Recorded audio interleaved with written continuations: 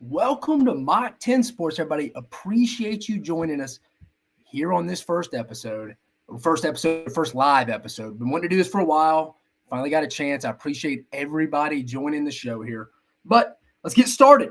Welcome to this May 22nd, 2023 Mach 10 Sports episode here. It's officially SEC Tournament Week. It is officially SEC Tournament Week. A lot going on in Hoover. Check the weather. There is not a lot of rain. Crazy enough. Usually, there's a bunch of postponements. We got these games going to 1, 2 a.m. But it looks clear, maybe a little bit on Thursday. Friday could be a little rain, but it looks like weather should be fine in Hoover. So if you're a big SEC baseball fan, you're in the Birmingham area, Hoover's your spot. You got a lot to play for. We'll get into that little postseason discussion with the SEC. I'll go over the bracket with you. Should be about 10 teams getting at large bids. Couple teams, 3 teams, Alabama, Tennessee, South Carolina, even Auburn, Alabama fighting for those last host spots.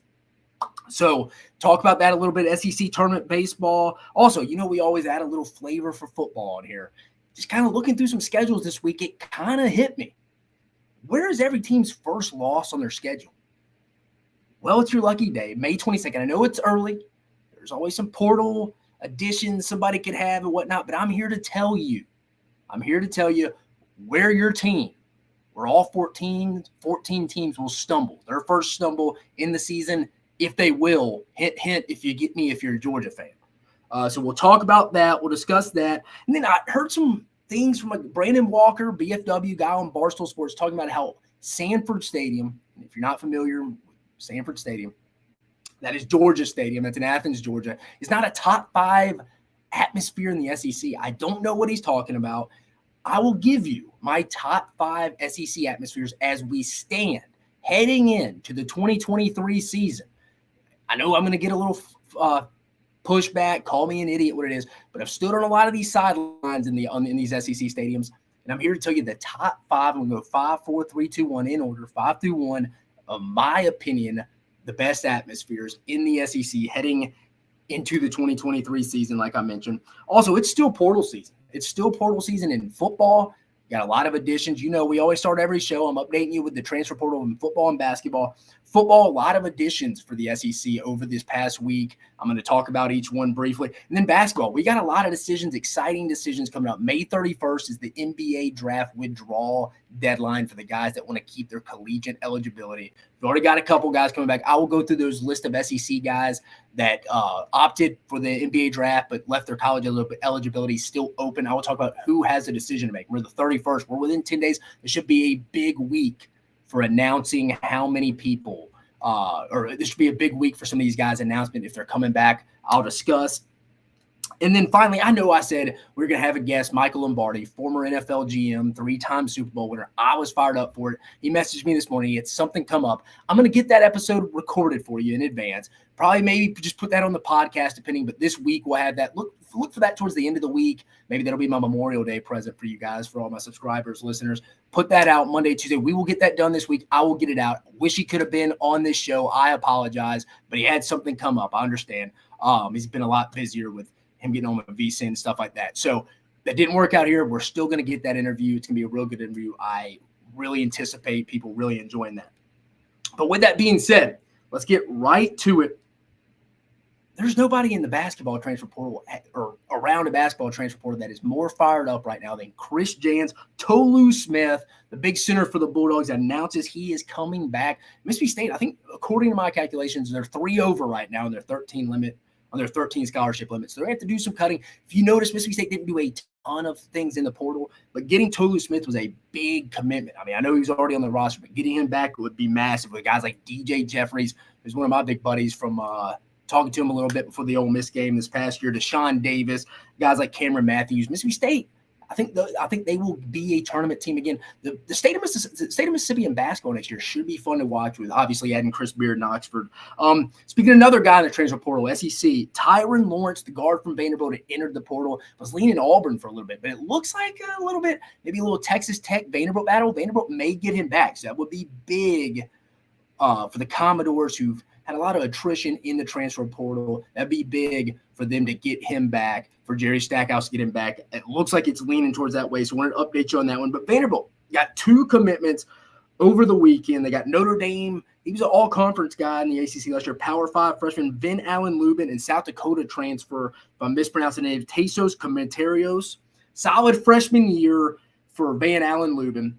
Position in need at guard. Remember, the transfer portal's done a lot to Stackhouse and his Commodore team. They've taken a lot of his better players, also losing Liam Robbins. So that's where the Athens, Greece native Tasos Comentarios will replace that. Probably not to an extent. I mean, he only averaged 12.5 points per game last year, but he should be able to replace that to some kind of extent. Get people excited for that over at Memorial Coliseum. That's kind of it for the basketball portal right now. Like I said, would like to start hearing some decisions coming from some prospects. I got one today. Euros Plavich, the big nasty for the Tennessee Volunteers. You know that he played this. He just finished his 80th season in the SEC. You remember the big Siberian big enforcer, played the little Billa and Beer kind of style for Tennessee this year. He was their enforcer. He announced he is turning pro. I think he's going to go overseas. Obviously, not the NBA. The style doesn't really fit his play right now. But right now, according to my calculations, 17 or so decisions still have to be made. Tolu Smith made his. Few rosters are complete right now. I mean, I'm looking at it right now. Auburn, Florida, and Kentucky all have 3 or more roster spots still available. Like I said, Mississippi State sits their 3 over right now. But the names I have that still have to make decisions on if they're coming back to school or not. Mark Sears from Alabama. I would lean towards Mark Sears coming back. Javon Quinley, think the same thing. Charles Bediako, I think he'll be back. So I think Alabama's going to get Mark Sears, Javon Quinley, and Charles Bediako, which would be key for him. All back who declared, kind of tested the NBA waters. Sears and Bediako didn't get invited to the NBA Combine. So I anticipated that then. For Arkansas, you got Devo Davis and Jordan Walsh that still have to make decisions. Walsh had a good tournament. Looked like he got a little banged up at the Combine. Did well from the Combine from some of the reports. Devo, I think both these guys should come back. I don't know if Arkansas is going to have the room on the roster to do that, though. It'll be interesting to see from their take. Janai Broom, I thought, did well in the Combine setting. He could stand coming back. I think he could be a little bit more, could improve his rebounding skills. Sometimes I think he gets pushed around. He's going to get his quietly. He's going to get a double-double, but I think he could be a better, more of a dominant rebounder for Auburn. Auburn needs him. I think them not getting Tyron Lawrence, who we talked about from the Vanderbilt transfer, who they were leaning on, I think initially, I think that was big. I think that was big for Vandy to get him back. I think that hurts Auburn. Auburn needs some scores. I think if they don't get Janai Broom back, they may be in trouble at that 5 spot. I anticipate him coming back, though. Another Auburn Tyler, Jalen Williams. I think he'll come back as well. Dylan Cardwell, don't even know why he entered his name in there. He should come back. He's going to be your classic 7th, 8th guy off the bench. I expect Dylan Cardwell. I expect all 3 of these guys from Auburn to be back. Janai Broom, Jalen Williams, and Dylan Cardwell.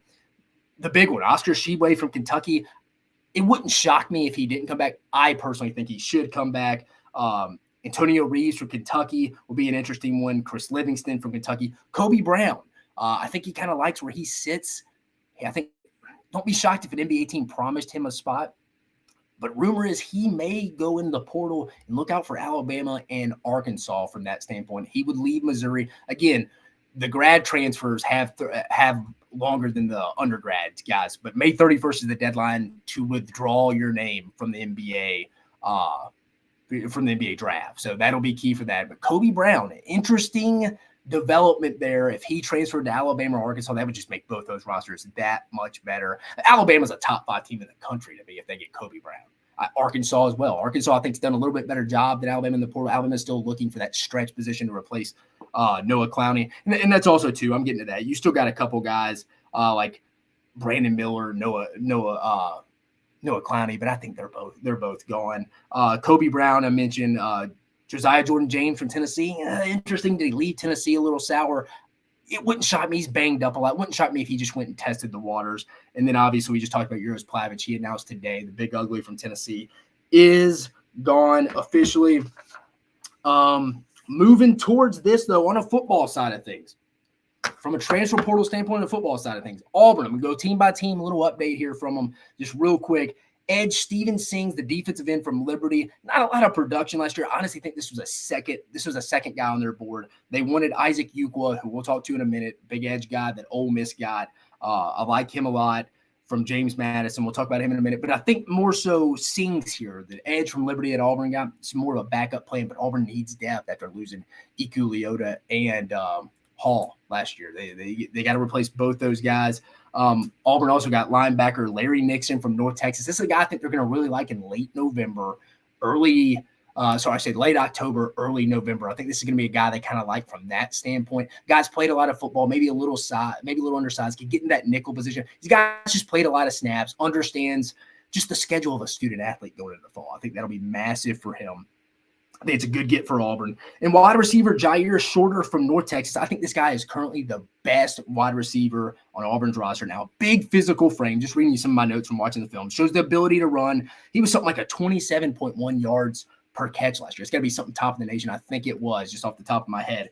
But Jair Shorter should really take Auburn. Big play threat down the field, can make a play at the third level, does a really good job high pointing the football. He will be a mismatch problem, or has that potential in the SEC. Also added wide receiver Shane Hooks from Jackson State over the weekend. Auburn did. Productive player, 64 catches, 748 yards, 10 touchdowns. Auburn, they walked into a terrible receiver room.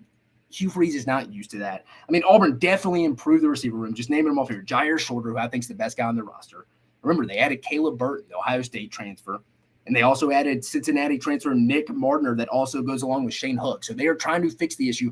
Auburn's taken 18 transfers since Hugh Freeze has been there, but they're trying to bring the floor up the room, provide depth. I'm telling you, do not be surprised if the Auburn Tigers finish third or fourth in the West. As it keeps going, I like the depth, what they're building behind it. I think it's going to pay off come late October and November for them. Moving to Ole Miss, just talked about one of the bigger gets of the weekend for the Rebs. Got him over Auburn. Edge Isaac Iwuku from James Madison. Big get for Pete Golden here in the Rebel defense. I like this guy's upside, his length, his ability to strike and shed. He rushes the passer. His stats speak for that, but he can also set the run. He can set the edge and stop the run. I like that about him. This is a big get for Ole Miss. I think this slowly starts to build it. They need more than one guy. This is a step in the right direction to build some depth in that defensive line for the Rebs. Also, they added Nebraska interior defensive lineman Stephon Wynn, who Pete Golden is real familiar with. Signed with Alabama at IMG originally. Transferred, played at Nebraska last year. Played a lot of snaps. I think over like 334 to be exact. Played that many snaps for Nebraska last year. Kind of a mercenary. Been a lot of places. But again, Ole Miss trying to add depth. And I think the spring portal is a time to add depth. You're not going to go get a bunch of big-time starters. Maybe the skill position players like Auburn's done at receiver, but the offensive lineman, defensive lineman, you're just not. Moving to LSU. LSU got Notre Dame running back to provide some depth for him. Logan Diggs, I believe if I remember right, an Archbishop Rummel kid. He is a Louisiana kid. 6 foot, 210. More of an inside zone type guy. He can get to the edge. Not really a home run threat, but what LSU likes to do with that offensive line, guys like that, with guys like Will Campbell leading the way, you got to like that. I like this take right here. It just brings the floor up a little bit in this room. You got like guys like Josh Williams, Noah Cain, John Emery. This helps. You can never have enough running back depth till you feel like you need it. I've sat in numerous rooms. There's like, we feel good in fall camp about our running back depth, but boom, boom, boom. In a matter of 4 weeks, you're down 2 or 3 running backs. It just happens. It just happens. So you can never have too much depth at running back. Going over there a little bit, LSU also added Marshall safety, Andre Sam, also another Louisiana kid. I believe he started off at McNeese State initially, transferred to Marshall. More of a nickel safety guy, provides depth at a position in the secondary that LSU's struggling with right now. It's crazy to say. I mean, obviously you got the history of DBU LSU. I mean, but again, they lack a lot of depth there. But just talking to programs all across the country, you hear. I was on the phone today with an SEC school, DPP. You just consistently hear about we lack depth in the secondary, we lack depth at the linebacker position. Everybody has that. You know why? Because everybody's spread. You need more DBs. It used to be, we go nickel or dime every now and then. Now that's a starting rotation with playing 5-6 DBs. So you need about 10 guys. You need 10 deep, and people just haven't adjusted their roster numbers to that yet. So that's where we go there. Moving to Texas A&M, a little iffy on this take here. Added Boston College offensive tackle transfer Finn Durstein, 6'4", 320. Played guard at Boston College. Not played a lot of football, only 5 starts. Again, a depth guy. You're building the depth in the spring. Kentucky added running back Demi Sumo Karabaye from NC State. Kid can be a contributor, possesses natural vision, and will fit within Liam Cohen's offense. I believe, they lose Chris Rodriguez, but I think this will help develop some of the Cavassier Smoke. Yeah, again, depth at running back is key. And then for Kentucky, Davern Rayner from Northern Illinois, a linebacker, they had 10 tackles against Kentucky last year. So remember, when some of these schools are playing some of these group of 5 mid-major teams, they remember some of these guys who had big games against them. And they'll go back and, right, wrong, or indifferent, they're going to go communicate and see if a guy's interesting. keep an eye on him. Davin Rayner had 10 tackles against Kentucky last year. That stuck in guys like Mark Stoops' head, went out, took him this past week. And then Vanderbilt hadn't had a chance to watch this guy yet. It's the only guy yet. Took Notre Dame transfer. I believe he's a former 5-star linebacker. Princey Coley. Vanderbilt got him. It's got to be a Clark Lee connection from his time at Notre Dame, so that makes sense there. But that's it from a transfer portal standpoint. Basketball and football. Still got some time with these graduate transfers. Remember, the SEC transfers can't transfer within conference in football, but it should be a big week in basketball as we got a lot of guys getting out of the NBA draft portal and heading back as some of these June workouts start for some of these college basketball teams. Now, I talked about it. I said I'd heard a little bit on social media, a little bit of rumbling. Brandon Walker, if you're not familiar with him, I believe they call him BFW. I don't watch Barstool all the time. Good entertainment is what it is. But on his show, he said Georgia was not a top 5 SEC atmosphere. Maybe top in the country would make sense, but top 5 in the conference, he doesn't think that. And then he states he hasn't been to a game there in like 5 years. So that point, his opinion is just totally mute. Doesn't even make sense. So I was just thinking my time there, man, one of my favorite parts about the job working college football was honestly, besides obviously the evaluation roster, but it was just experiencing the sideline, the camaraderie in the field, just the atmosphere. So I'm here to give you my top 5. And this is what my credentials are.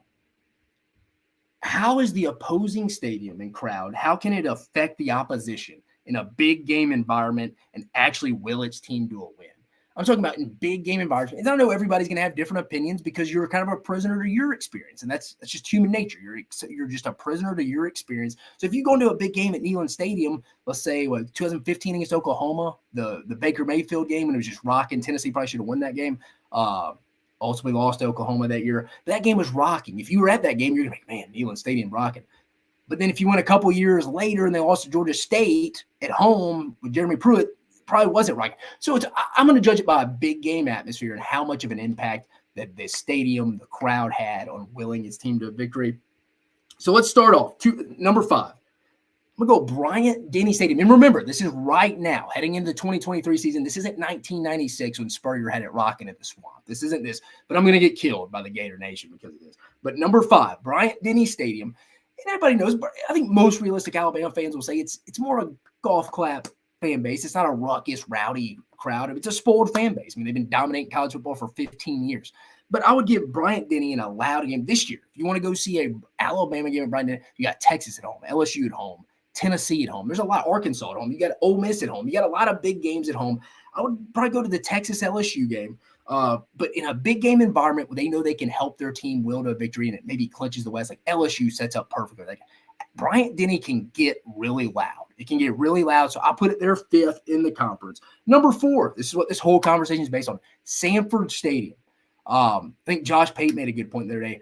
With Kirby kind of taking over college football a little bit, he's challenged his crowd to be a little bit more, hey, let's take off the sweater vest, frat style, and let's go into a little face paint, and let's be a little raucous and hostile, kind of like they had kind of when they had their swag, like, I mean, they do now, but swag when they were there with Coach Rick in 07, they brought out the black jerseys against Auburn, no Sean Moreno, just throwing out some of these buzzwords just to get your mind rolling what I'm talking about. But Athens, big game environment, Tennessee last year. The Tennessee game, you could tell, I wasn't there, but you could see on the CBS broadcast, it was rocking. It really affected the way Tennessee operated. Tennessee had their worst game offensively.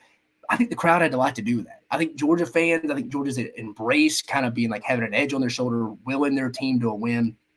I don't know how loud it's going to get this year. They don't have a lot of massive home games at home. But right now in a big game environment, I got Georgia's Sanford Stadium sitting at 4. Number 3, call it what it is. It can get a little lazy at noon if they're playing somebody, and they've always been on a verge of an upset at times, I feel like every season at 11 a.m. kickoff. But Jordan-Hare Stadium at Auburn, a big game environment at Jordan-Hare Stadium with a lot on the line, especially at night, is a very hostile environment, and I would put it up there in a top 5 place in America to go win a football game, a big-time football game. And this is only 3 in the SEC to me right now. Right now.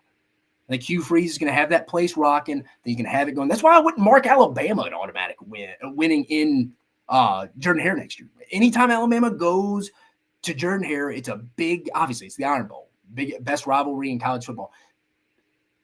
But I have a feeling Auburn's going to be playing for something then. And if it's a big game, watch out. I'm not ready to count that for Alabama as a win. I could predict all the other 11 games, but I'm not ready to predict that, and I probably won't be till Thanksgiving week. But Jordan-Hare, it's kind of a creepy environment. The stadium's a little low, eye level. It's really dark. There's really no buildings around. I mean, you're on the plains. It's just kind of an eerie feeling if you've never really been there, especially at night in a big game. They can take over and will an Auburn team to a win. Heading to number 2, Neyland Stadium. I think Neyland Stadium, you just heard so many stories. Been there once, just there in 2015 when they played Georgia, hostile environment. Tennessee ultimately won the game, but last year's game against Alabama, the Oklahoma game I talked about from 2015 as well, just a loud, hostile environment, just a massive stadium as well. They're on top of you.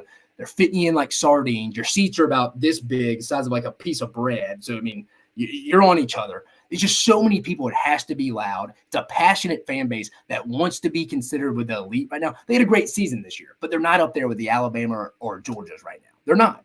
I think this year they're going to go win 8-9 games. I know I'm spoiling my summer prediction here, but I think they're a hungry fan base last year that was just fired up to try to go get some wins. And they saw this first time, last year. I think they helped will that team to a victory last year against Alabama. Let's see, just looking at some of the stuff in the chat. Mr. JD talking fingers crossed that Sears and Bediako come back. That would be huge. I totally agree with that. Dave loves him some Coleman. I'm just a realist, Leg. I'm just a realist, Coleman. I've seen it too many times. I think Hugh Freeze is going to be good at Auburn. Again, I think it's a tough place to go play in a big game environment. Now, don't get me wrong. Jacksonville State's in 2015, I believe, almost went and won there. I mean, it's been done in a day game, but I'm saying from a standpoint of just in a big game environment, yeah, it's a tough place to play. I'd put Jordan-Hare up there, top 5 in America, 3 in the SEC. And like I said, Neyland Stadium, number 2 for me. Going back before we get to number 2, I just think Tennessee, I think their hunger, their thirst right now puts them over the top over some others. I mean, you go back a couple more years, no. I mean, this was a team that almost lost to UAB, like lost to Georgia State home. But right now, heading to 23 with the juice around Josh Heupel in that program, I wouldn't want to go play a big game in Tennessee next year at Neyland Stadium. And I think that's really Georgia's – I don't want to tease anything else. That's Georgia's real shot to lose next year. And then finally, number 1, hardest place to play in the Southeastern Conference as we head into the 2023 season. You can probably guess it. Tiger Stadium. Play most of their games at night. The whole culture's bought into playing their games at night. Even the non-conference. They'll play Southern University at night. They just like to play at night. I don't have to tell you about the alcohol consumption that gets that place loud.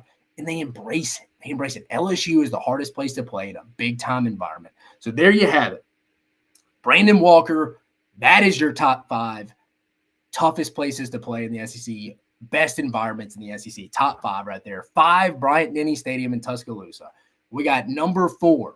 We got what this conversation is based on, Sanford Stadium, the Georgia Bulldogs. Number 3, Jordan-Hare Stadium, the Auburn Tigers. Number 2, Neyland Stadium in Tennessee. And then finally, number 1, I don't think I'm going to get much debate on this one, is LSU, Tiger Stadium, big game at night. Can't beat it. I'm going to get killed. Some people at Kyle Field. I stood on Kyle Field for 2 years.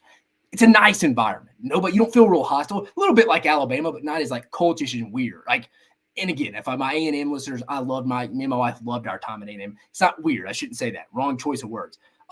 It's just a little bit more traditional of their chants and stuff like that. And they'll get loud. I mean, it's a big stadium. Again, like Neyland Stadium, they fit over 100,000 people in there. I'm just saying, for the most part, it's a little more of a friendly, hey, man, you take my seat. Can I hold the door for you? Kind of crowd like that. And then Florida, the Swamp. Yeah, if Florida was good under like Steve Spurrier and how they were under Urban Meyer, absolutely you would have them in there. Right now, no. I don't like Florida going into this season right now. I don't like the quarterback situation. It's a story for another time. But right now, the Swamp is not a rocket environment. I mean, it probably will be when Tennessee rolls into town, the 3rd week of the season. We'll get in the schedule here in a minute. But just right now, you can't put it in the top 5. Right now. I'm not talking about traditionally. Right now. But just wanted to bring that up. Saw everybody talk about it on social media. Thought I had a pretty good experience from being on most of these sidelines to give you that. So those would be my top 5 game day or stadium atmospheres, I should say, in the SEC heading into 2023. Well, before we start sharing this and we're going into it, now we're just 3 months away. Just three months away from college football. Just over 3 months away. It's never, and I was looking at schedules and I was like, man, it'd be good, a good segment. I'm going to tell you where your team's first loss is going to be if they have one. I'm not ready to say everybody's going to lose a game yet, but I'm about to share you the screen. It's going to have all 14 team schedule. I'm going to go through it. I'm going to tell you where each team's loss is and tell me where I'm wrong or if you believe me or not. So here we go. We're about to share.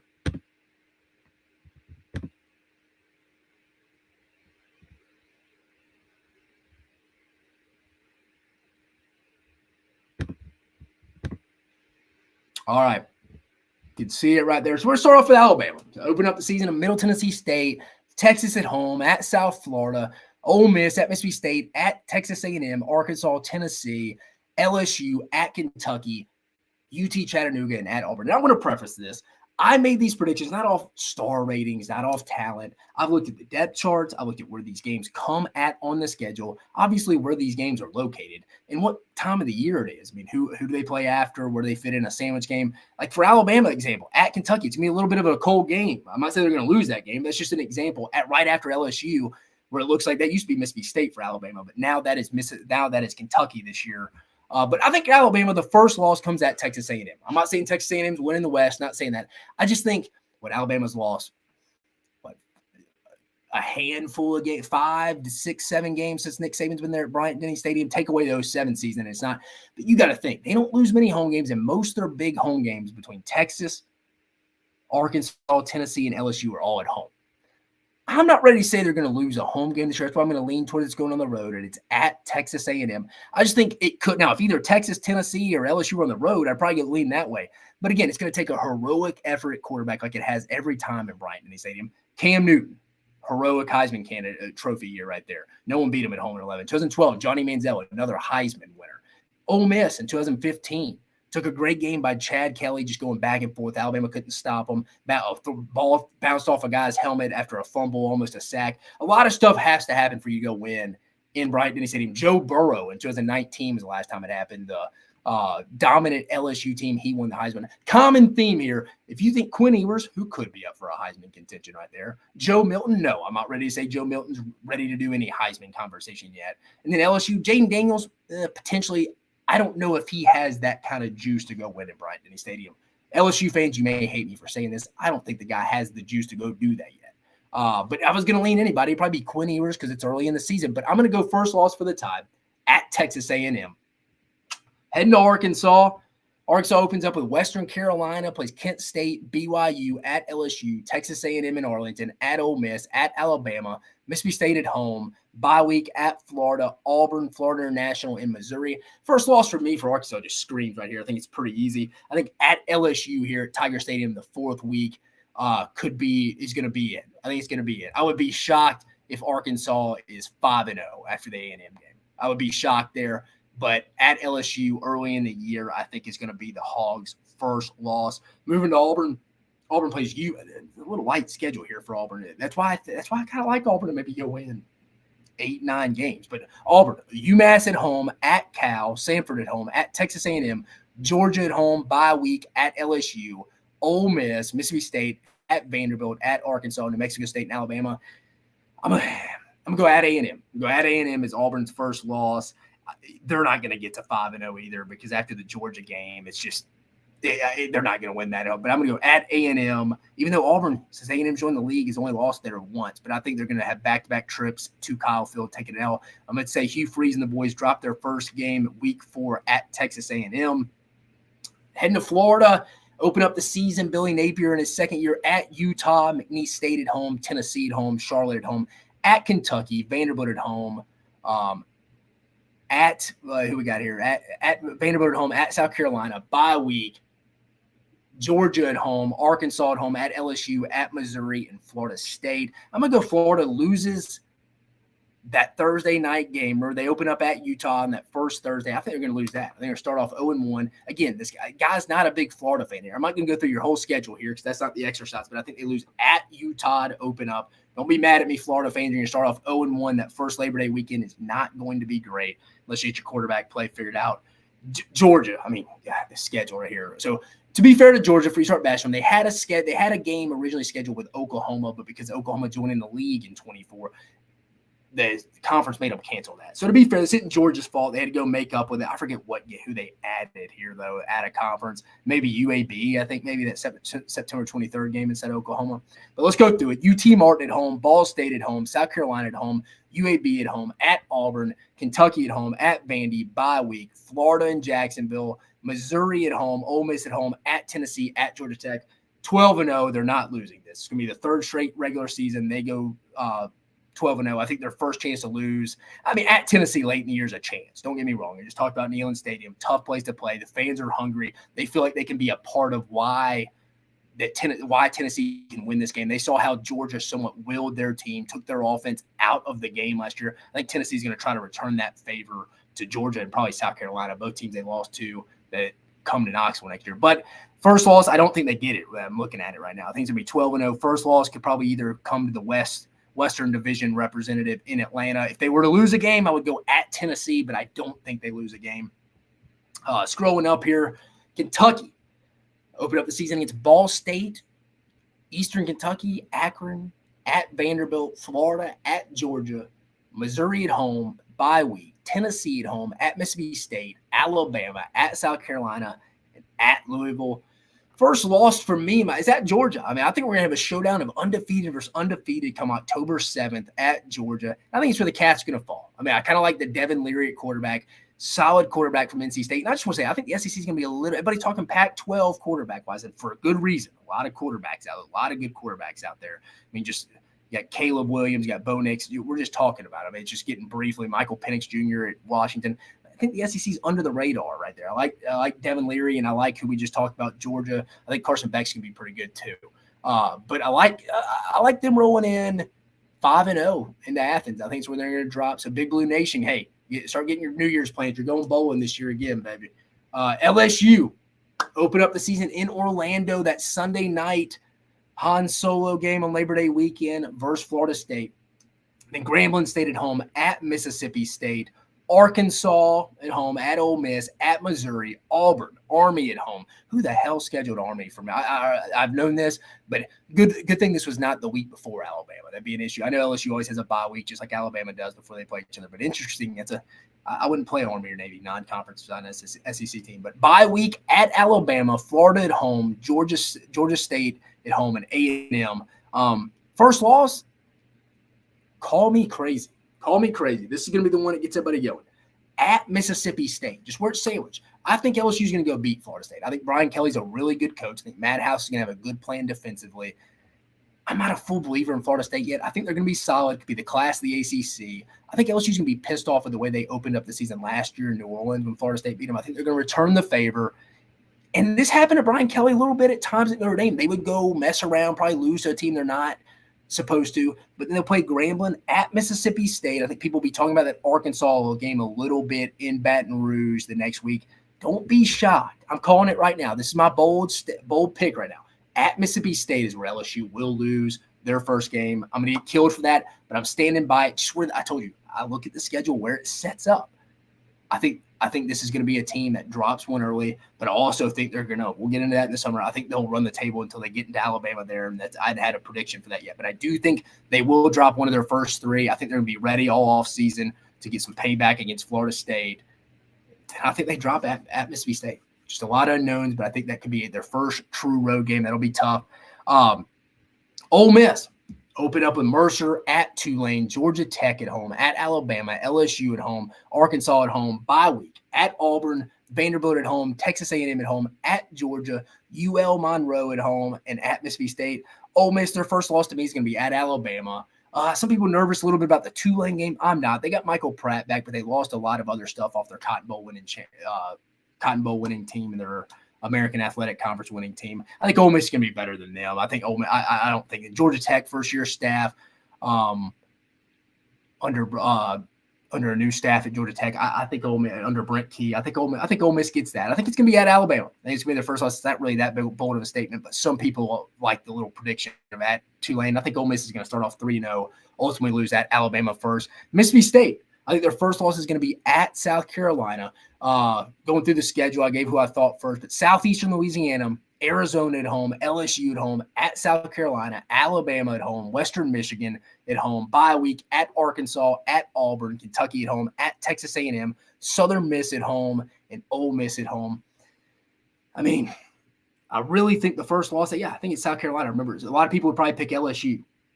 A lot of people pick LSU, but I think they're going to give LSU their first loss. I think at South Carolina after the big win, it's going to be too much for a first-year staff, a guy and who I like, who I think they will do a good job at Mississippi State and that staff. I really do like that whole staff. I think there's going to be a little maturity of a first-time head coach after a big win against LSU. That's banking the win. I think it's going to happen. I think it just sets up perfectly for Mississippi State at home to get that done. I think Zach Arnett and them, I think it's going to be struggling to get that team up to go on the road into a hostile environment at Willie B. at Williams-Brice Stadium. I think they'll take a loss at South Carolina. Missouri, open up against South Dakota State, Middle Tennessee State, Kansas State at home, Memphis and St. Louis, at Vanderbilt, LSU at home, at Kentucky, South Carolina at home, bye week at Georgia, Tennessee at home, Florida at home, and at Arkansas. First loss, in my opinion, here is going to be at Vandy. Given the loss at Vandy, I think they'll beat South Dakota, beat Middle Tennessee State. I think Kansas State's going to be pretty good again, but I think they'll return the favor in Columbia, beat Memphis, and I think it's, again, a letdown before a potential big game of LSU coming to town, and you beat LSU during that COVID year the last time they returned. That place could be rocking in Columbia, but I think this is the type of team, Eli Drinkwitz, got to get your team ready before that week for that potential undefeated matchup against LSU. I think they drop that at Vandy. It's a distraction game. I think they lose that game. Heading up here, South Carolina, open up in Charlotte against North Carolina, Furman at home, at Georgia, Mississippi State at home, at Tennessee, bye week, Florida at home, at Missouri, at Texas A&M, Jacksonville State at home, Vanderbilt at home, Kentucky at home, and Clemson at home. First loss, I think, is pretty easy here. I think it's at Georgia. Some people say North Carolina. I'm going to say at Georgia. The at Georgia is going to be the first loss for Shane Beamer headed into his third season. Tennessee open up with Virginia at home against versus Virginia in Nashville. Then Austin Peay at home, at Florida, UTSA at home, South Carolina at home, bye week, Texas A&M at home, at Alabama, at Kentucky, UConn at home, at Missouri, Georgia, and Vandy, both at home. I think their first loss is going to be at Alabama. It's going to be at Alabama. It's going to be the first loss for Josh Heupel. It'll be a lot of hype. It'll be another third Saturday in October game. It'll be matched up. Should be a good game. I mean, they got Texas A&M the week before, but again, Tennessee handled business a week before at LSU this past year before they went and beat Alabama. But I think their first loss will be at Bryant-Denny Stadium again.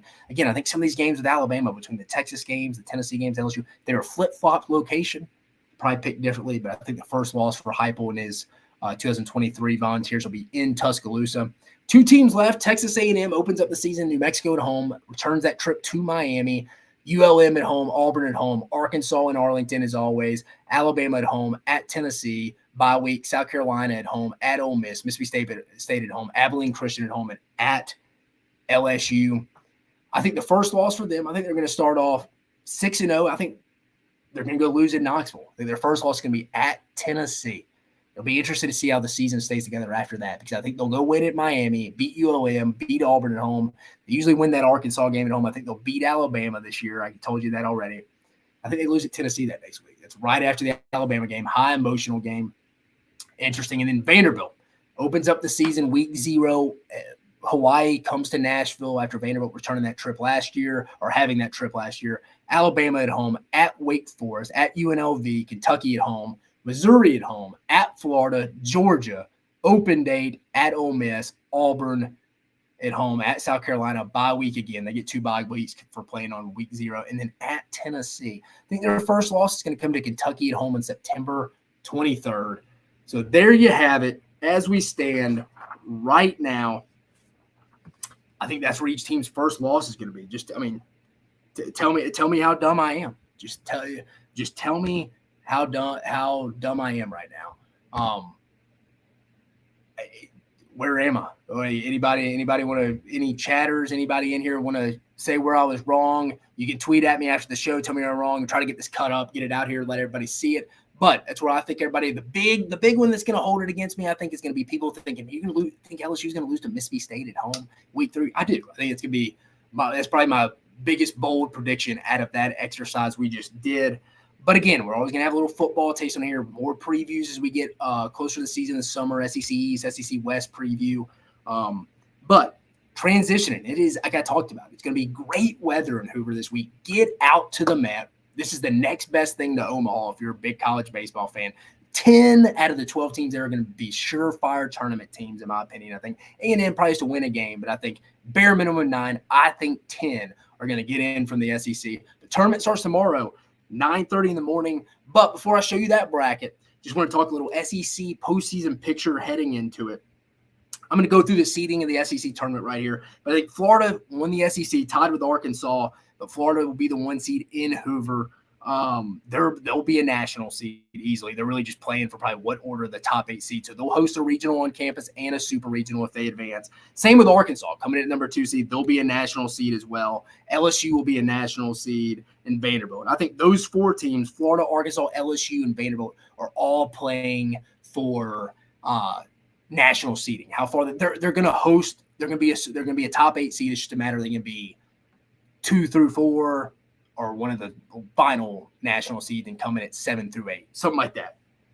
Then we got Auburn. I think Auburn's playing for a potential national seed. Some say Auburn's not in. I think Auburn's a host team. 17 wins. They went 17-13 in the conference. 17 wins always get you in for the SEC to be a host. I think if Auburn goes and plays well this week, they open up with Missouri in that late matchup tomorrow night.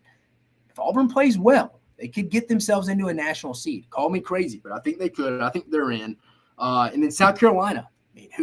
I thought they were going to be playing for I thought they were going to be a solid 8 seed 5 weeks ago, but they've lost 4 of their last 5 series. So I think they're playing. They have to beat Georgia in that first game tomorrow morning. While you're drinking your coffee, South Carolina, while you're drinking your coffee at work at 9:30 a.m. tomorrow, South Carolina is going to be playing for their host life against Georgia. It's a bad RPI loss if you lose to Georgia. I think they have to win tomorrow to host. So it's an interesting first game. But South Carolina coming in as the 6th seed. They need to lock it up. 7 seed coming in Tennessee. They're playing the host as well. They open up with Texas A&M in that second game, 30 minutes after that first one at 9:30. And then Kentucky will be coming into the 8th seed. I think they're a host. They got number 2 RPI. I know they're 16-14. Could use a win against Alabama. That would totally lock up a host seed. But that high of an RPI, number 2 RPI, I think Kentucky's in. I think they're in.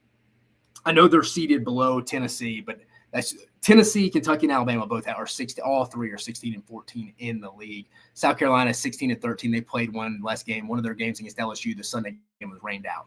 So that's where it is right now. Alabama comes in as a 9 seed playing for a host. I think if they win tomorrow, they're a host too. That's the 4:30 matchup against Kentucky. The most intriguing game of the first day. We'll look at the bracket, but I think winner of that locks up a host seed, in my opinion, between Alabama and Kentucky. Coming in at number 10 is Texas A&M. I think they need to win a game. I think they're probably in anyways because I think the bubble's pretty soft this year. I think the bubble's pretty soft over on other conferences. So I think they're in. Definitely won't be biting your nails. Be real nervous if you're Jim Schlossnagle if you got a win. If you were to go get that first win tomorrow afternoon against Tennessee, it would be big for it. That would lock them up. And then the other seeds, 11 seed Georgia coming in has to win the tournament, and Missouri coming in at the 12 seed has to win the tournament as well to advance. So I think you got it. Like I mentioned, Florida, Arkansas, LSU, Vanderbilt, all national seeds. Those 4 will be 4 out of the 8 national seeds, just depending where exactly they'll be seeded. I think Auburn's hosting could potentially get up to the national seed, which would be 5 for the SEC. And I think you're going to get 2 out of the – and I think Kentucky's in right now. I really think you're going to have the final host spot come down to between South Carolina, Tennessee, and Alabama. So a lot of hosting stuff on the line heading in right now. Expect the SEC to get 10, really up to A&M heading in right now. But like I said, Alabama, South Carolina, Tennessee fighting for that last host spot from the SEC. Alabama's 38-17 overall, 16-14, number 12 RPI. South Carolina is also 38-17, 16-13 in the league with the number 6 RPI, and Tennessee is 38-18, 16-14 in the league, and number 16 RPI. So I think that 7th spot is going to come down to those 3 teams. So keep an eye on that. And let me share the tournament bracket for you on here again.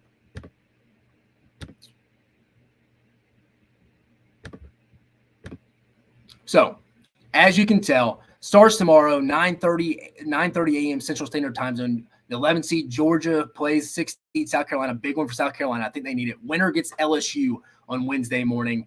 Texas A&M, the 10 seed, plays Tennessee, the 7 seed. Both teams need this for different reasons. Winner plays Arkansas on Wednesday. And then Alabama, I think it's the most intriguing first game. At the 4:30 matchup, Alabama, number 9 seed Alabama, plays 8 seed Kentucky. I think Alabama hosts if they're in. I think Kentucky's already going to be one of the 16 hosts. Winner gets the 1 seed Florida Gators on Wednesday afternoon. And then the nightcap, the 12 seed Missouri Tigers play the 5 seed Auburn Tigers. These two teams will be playing 4 straight games. They just wrapped up the season playing 3 straight. I think Auburn's playing for seeding in the national seeding. I think they're a top 16 team for sure.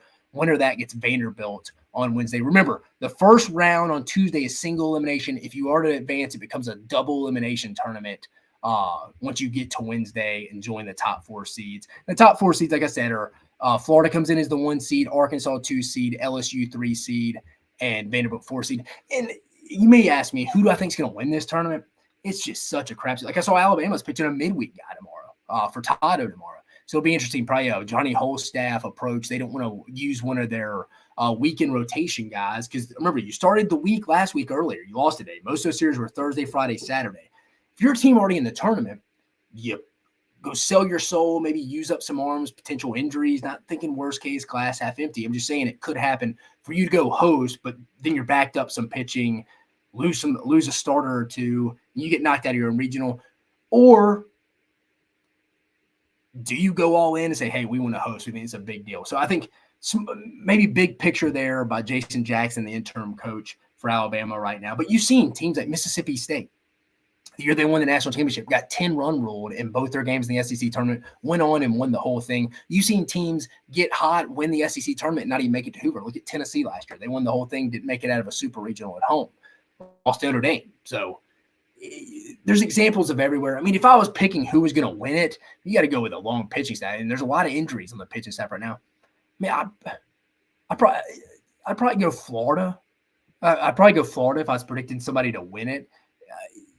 Auburn's got some good pitching depth. Alabama, I mean, if they can get past that first game, they're kind of hedging their bet there. So if they were to throw a midweek guy beat Kentucky, I mean, who knows what Florida throws that next week. Again, these teams, like I'm saying, Florida, Arkansas, LSU, Vandy, who have some pitching that they're already in, they're just playing for national seeding. Are they going to go throw any of their weekend guys in their first game? So that's interesting.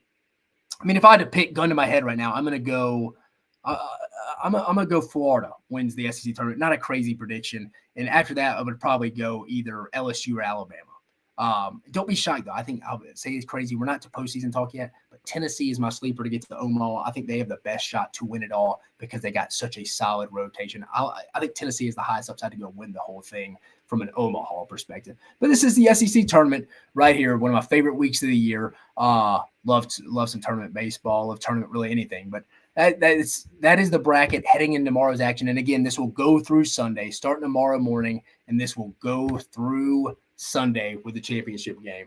But I appreciate you joining us on this episode, this first live episode with us here at Mach 10 Sports.